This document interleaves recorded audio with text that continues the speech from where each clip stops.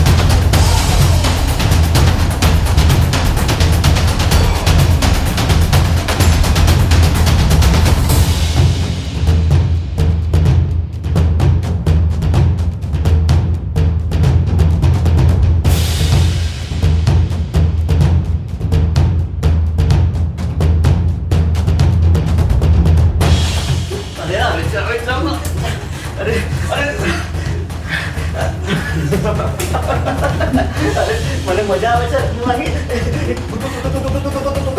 કાકા તમે આ બહુ ખોટું કરી રહ્યા છો કરી દો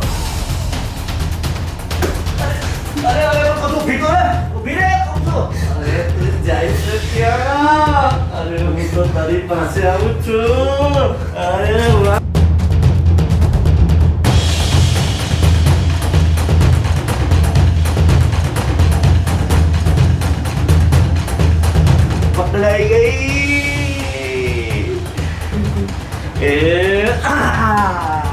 પકડાઈ ગઈ.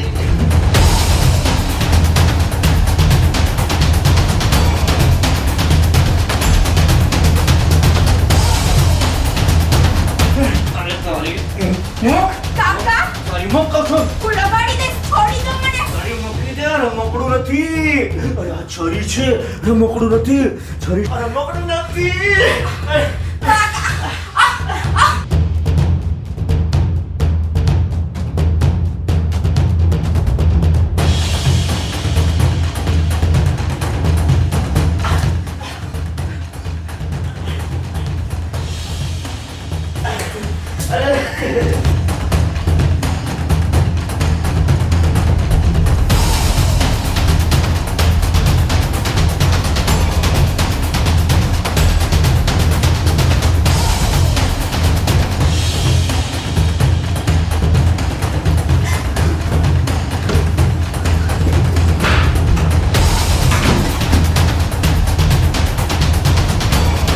ધરા, ઓલો ધરા ખોલ. દરવાજો ખોલ. ધરા.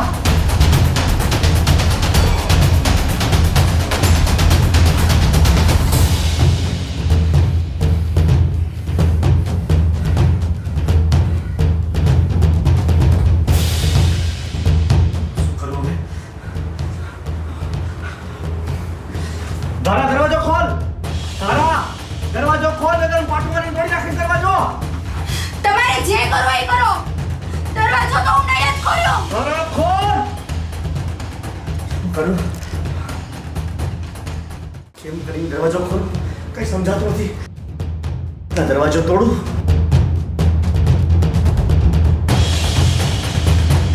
એ પત્તા એક પડે. ધરા, દરવાજો ખોલ. ખોલ. કોણ આવ્યું બહાર? ધરા, જો બહાર કોઈ આવ્યું છે. ખબરદાર જો એક શબ્દ પણ બોલી છે તો આ વાતની કોઈને પણ જાણ થઈ છે ને તો તને જીવથી મારી નાખી, સમજી? ચૂપ રહેજે.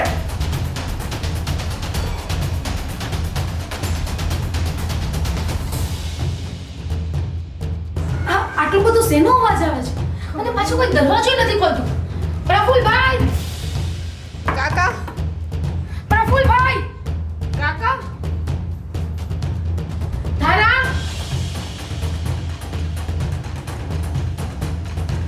પ્રફુલભાઈ.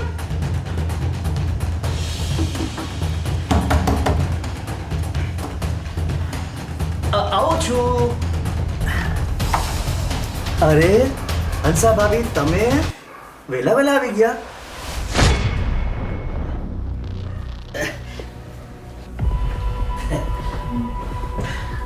આ બધું શું છે? આ ઘરની આવી હાલત. હા, જુઓ ને કેવી હાલત ઘરની સાવ છે. તમે નથી તો ધારા,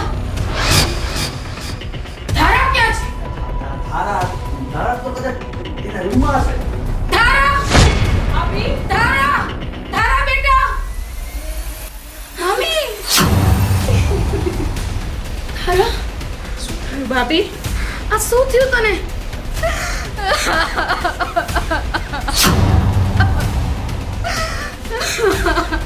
ધારા, શું થયું બેટા? બોલ, મારું હૃદય બેસી જાય છે બેટા. બોલ, શું થયું તને? મમ્મી, શું થયું ધારા? કાકા, શું થયું? હજી તમે મને એમ પૂછો છો શું થયું? શું થયું બેટા? મને નથી ખબર શું થયું તને. મમ્મી, કાકાએ મારી ઉપર જબરજસ્તી કરવાની કોશિશ કરી. રામ રામ રામ રામ રામ રામ. અરે અરે અરે હંસાબેન, અરે કેટલી હદે જૂઠું બોલે છે તો.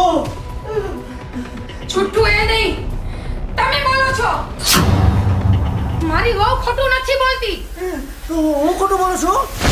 હા, અરે હંસા ભાભી, આપણે તો વર્ષોના સંબંધ છે અને તમે આજકાલની છોકરીઓ પર એ વર્ષોના સંબંધને કારણે જ હું તમને ઓળખું છું. મારી વહુ મને કહેતી હતી કે તમને રોકું, તમારા વિરુદ્ધ અવાજ ઉપાડું. હું એની વાત વાત ન માની. સમાજના ડરમાં ને ડરમાં આટલા વર્ષ સુધી મેં જે અત્યાચાર સહન કર્યું એ જ અત્યાચાર મારી બહુ અને મારી દીકરીને પણ સહન કરવા ઉપર મજબૂર કર્યા. પણ મને નથી ખબર કે એની આ હાલત થશે. મને માફ કરી દે દીકરા. તારા જીવનનો આ કાળો સમય મારા ઘરે આવ્યો. આ માણસ સમાજમાં રહેવાને લાયક નથી. તમે કેવી વાત કરો છો વર્ષા ભાભી? અરે તમે મારો ઉપકાર ભૂલી ગયા? અરે તમે એ દિવસો ભૂલી ગયા? અરે તમે ભીખ માંગવાનો વાર આવ્યો હતો તમારો, અને મેં પ્રફુલ્લભાઈએ તમને મદદ કરી હતી. એ જ ઉપકારને કારણે હું અત્યાર સુધી ચૂપ હતી. પણ આજે મારા ઘરની ઇજ્જત ઉપર આ વાત આવી ગઈ છે. હવે ચૂપ ન રહેવું જોઈએ. આને તો પોલીસને હવાલે કરી દેવો જોઈએ. તમે કેવી વાત કરો છો? અરે હું પણ આ ઘરનો સભ્ય છું. હા? સભ્ય? ઘરના સભ્યો હોય આવું કરે? તમે શું કર્યું? પોતાના દીકરા જેવી વહુ એને કાકો નહીં ને સગા બાપ સમજતી હતી. એની ઉપર મને તો બોલતા પણ શરમ આવે છે. અરે તું કેવા શું માંગે છે? હે ભગવાન. બેટા, એટલે તમે તમારા દીકરા સમાન વહુનું રેફ કરશો? તમે આ હદ સુધી પહોંચી જશો? રામ રામ રામ રામ રામ રામ રામ. અરે રે રે રે રે. રામ રામ રામ રામ. આ તું શું બોલે છે? અરે હું તો તારા બાપ બરોબર છું. હું તારા પર એવું વિચારી ન શકું. રામ રામ રામ રામ. પ્રભુ મને માફ કરી દેજે. આ શું બોલે છે? મને તો લાગે છે કે તમારી આ બહુ જ પુલખણી છે. હા. બસ કાકા બસ કરો હવે. કેટલાક નાટક કરશો? હા, નાટક. હવે તો બંધ કરો તમારા બધા નાટક. મમ્મી હિતેશ. અરે હિતેશ. હિતેશ બેટા, સારું તો દીકરા તો આવી ગયો. જોડે તારી વહુ મારા પર કેવો આરોપ નાખે છે. શું છે આ બધું? અને તે મને ફોન કરીને કેમ અર્જન્ટ બોલાવ્યો? બસ જે મેં તમને કીધું તું ને હા એ બધું હવે તમે તમારી નજરે જોઈ લો. બેટા, તું તો મને ઓળખે છે ને. તું મારા વિશે કેવું વિચારી શકે? અરે જો આ તારી નવી વહુને તો સમજાવો કે હું તારા બાપ બરોબર છું. હું કોઈ તેવું વિચારી જ ન શકું. તમે તો કંઈક બોલો. કાકા, તમારો ભાંડો ફૂટી ગયો છે. હવે તો તમારી બધી રામલીલા બંધ કરો. એટલે મેં શું કર્યું? શું કર્યું? હજી એમ કહો મેં શું કર્યું? આમ કેમ કરશો હિતેશ? અરે તમે હવે આ ઘરમાં રહેવા લાયક જ નથી. અરે હું તો કહું છું કાકા કહેવા લાયક જ નથી. તો દીકરા મેં તને પાણી પૂછીને મોટો કર્યો, તને નોકરી ધંધામાં લગાડ્યો. અરે તો તું મારા વિશે આવું કહેશ? અને તમે શું કર્યું આ બધું? કાંઈ નહીં. આ 17 વર્ષ થયા તમે જે અહીંયા કરો છો બધું એ શું છે બધું? તું ખોટું સમજે છે. આ લોકો બરોબર કઈ સાંભળવા નથી માંગતો હવે તમારું. એટલે બેટા તને બધી ખબર છે. હા, તારાએ મને બધી વાત કરી આ કાકાના બધા કરતૂતોની. અરે પણ જાઓ છો ક્યાં જી? રિતેશ, આ બધું ખરેખર ખોટું છે. મને એ વાત આવતી કે તું પણ આવું વિચાર. બસ કાકા બસ હવે. મેં હિતેશને બધું કહી દીધું છે ફોન પર. એટલી વારમાં સુઈ ગયા, ફોન તો ઉપાડો. હા હેલો, જાગો તો છો ને? મારે તમને વાત કરવી છે. તમને મારી વાત ઉપર તો જરાય વિશ્વાસ તો આવશે જ નહીં, પણ મારી પાસે પ્રૂફ પણ છે. હું તમને બધું સમજાવું છું, પણ પેલા પૂરી મારી વાત તો તમે સાંભળો. અત્યાર સુધી તમે જે તમારા કાકાના ગુણગાન ગાતા હતા ને એ કેવા છે એ તમને ખબર છે? હા, હું તમને બધું ડિટેલ્સમાં સમજાવું. કાકા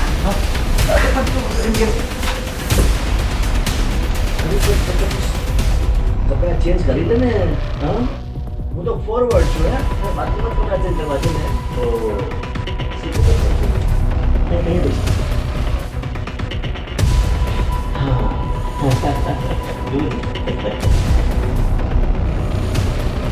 હા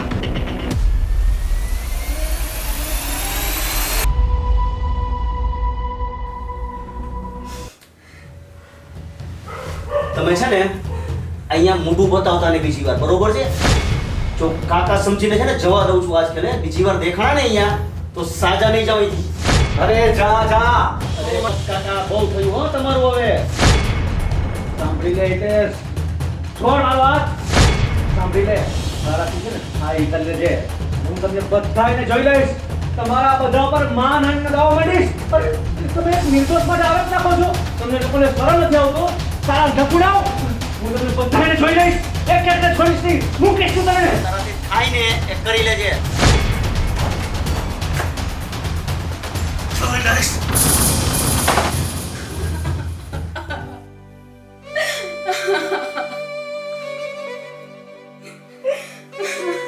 બેટા, મારો જ વાંક છે.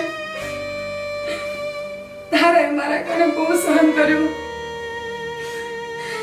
સમાજના ડરથી હું 17 વર્ષ સુધી ન બોલી કે સમાજમાં આપણી બદનામી ન થાય. પણ આજે જે થયું ને, હું મારી જાતને માફ નહીં કરી શકું. શું થયું તું? બેટા, આ તારા નીચ કાકાએ તારાનો રેપ કરવાની કોશિશ કરી. અમે કોઈ ઘરમાં નતા અને તારાએ મને કીધું તું કે આના વિરુદ્ધ અવાજ ઉપાડવો જોઈએ, પણ મેં એને સમાજના ડારો દઈ અને હેઠી બેસાડી દીધી. મારી ભૂલ થઈ ગઈ. મને નથી ખબર કે હું 17 વર્ષથી જે સહન કરું છું એ સહન કરવાનો મારો ધારાનો આવશે. જોયું મમ્મી, હવે તો તમને સમજાઈ ગયું ને કે તમે ઝીણી ઝીણી વાત તમે કાંઈ પણ સહન કરો ને તો એનું પરિણામ શું આવે. એના ઉપર અવાજ ઉઠાવવો જોઈએ. દબાઈને જેટલા રહેશો ને એટલા દબાવશે બધા. જોયું મમ્મી, તમે ઝીણી ઝીણી વાત આવી રીતે છુપાવીને રાખો, આટલું બધું સહન કરો તો એનું પરિણામ શું આવે. સ્ત્રીઓને કેટલું ભોગવવું પડે.